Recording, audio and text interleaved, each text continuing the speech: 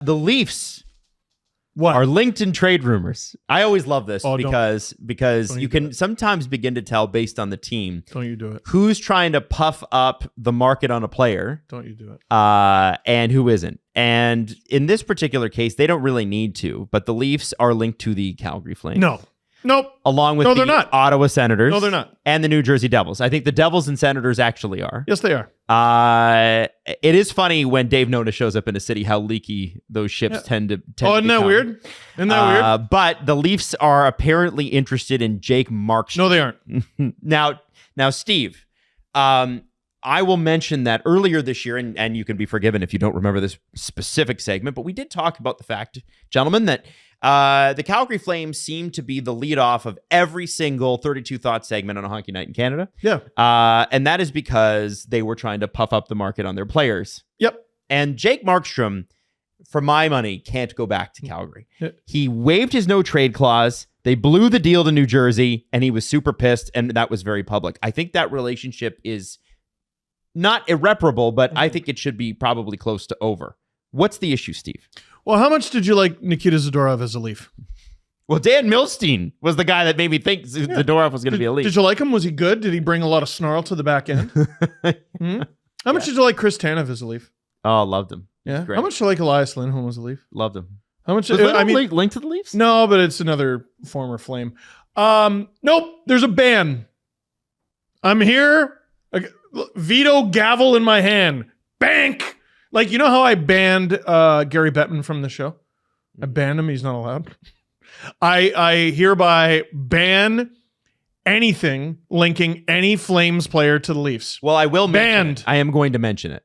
Cool. And I I'm have to going talk about the rumors. Banned over you. I think the Flames are calling everyone and they're speaking out of school. And I don't think this comes from the Leafs at all. I think the Flames are like, the Leafs are involved and they're using the Leafs because it generates a ton of noise. They are never going to, until they prove that they will. Until they prove that they will, the Calgary Flames will never, ever, ever make a deal with Brad Treliving. The background on this is Brad Treliving resigned from the Calgary Flames. They wanted to retain him. And apparently that pissed off Don Maloney, who kind of runs things in Calgary. And I thought the GM ran things in Calgary. No, the GM does not run things they in haven't Calgary. fixed that little kerfuffle? No, they haven't fixed that little wrinkle? Don Maloney in their would be front the guy. office? Yeah. So that pissed him off. And then they were like, well, you can't be there for the first round pick on the draft floor.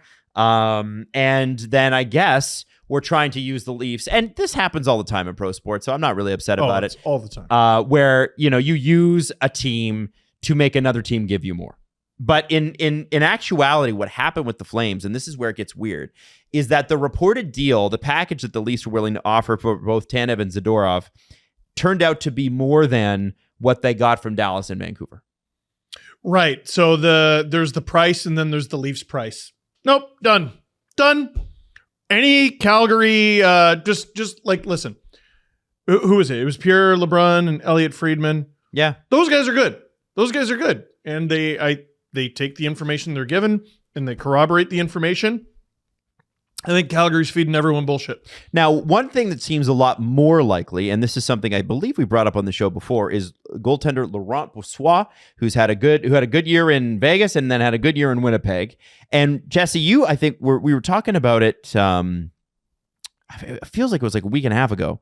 And you said you liked this at the time, if I'm not mistaken, because you think that Woll is going to be a guy who's going to play probably 45, 50 games. Yeah, I think that's the plan, right? I think the plan is not to have Woll play 60 games or anything like that. So if you trust Joseph Woll, which I think the organization does, all you need to do is bring in somebody to fill in the rest of the gaps. And you just need a competent guy who's been in a position before, who can just hold the fort for the games where you don't have Woll starting. I think it's a simpler, easier offseason in net for the Leafs than it appears on the surface. Okay. Brossoit's, are you giving Well, no, I got a point here. Oh. This is why, like, when people bring up Brossoit, they bring up Stollers.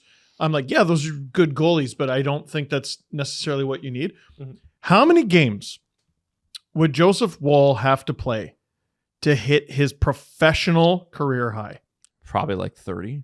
Mm-hmm. So this year, he played 25 games with the Leafs, then another 3 in the playoffs, 28, and 1 with the Marlies, 29. Oh. Played 21 with the Marlies last year and 7 with the Leafs. That's 28. Previous year, 4 with the Leafs, 15 with the Marlies, 19.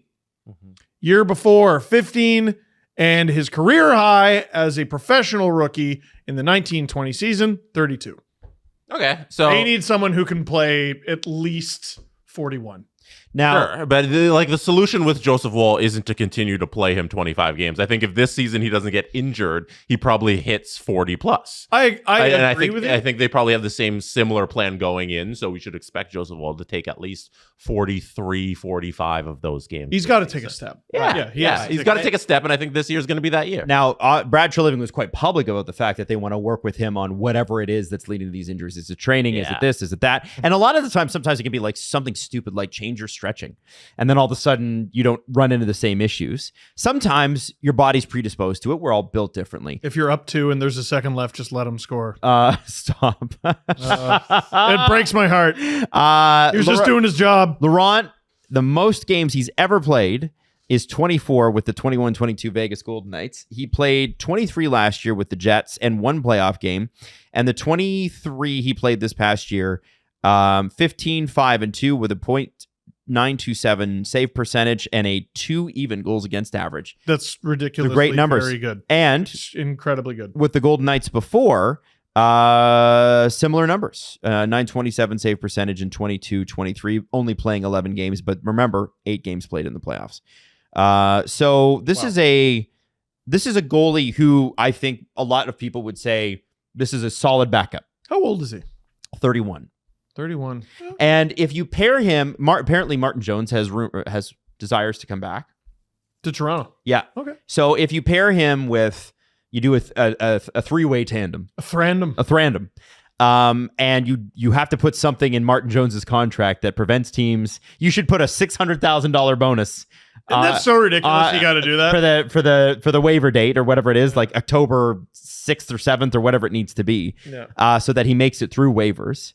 And here's the other one that I wanted to bring up because, the Leafs, one of the things that a lot of people are saying they need is a goaltender. Mm-hmm. They could go get a guy like Markstrom, and he could be great, or he could be bad Markstrom, and there have been some bad Markstrom years. Missed the Markstrom. But if you have a guy like Dennis Hildeby, who you probably want to get some NHL action this year, played 41 games with the Marlies, 21, 11, and 7, 241 goals against average, 913 save percentage.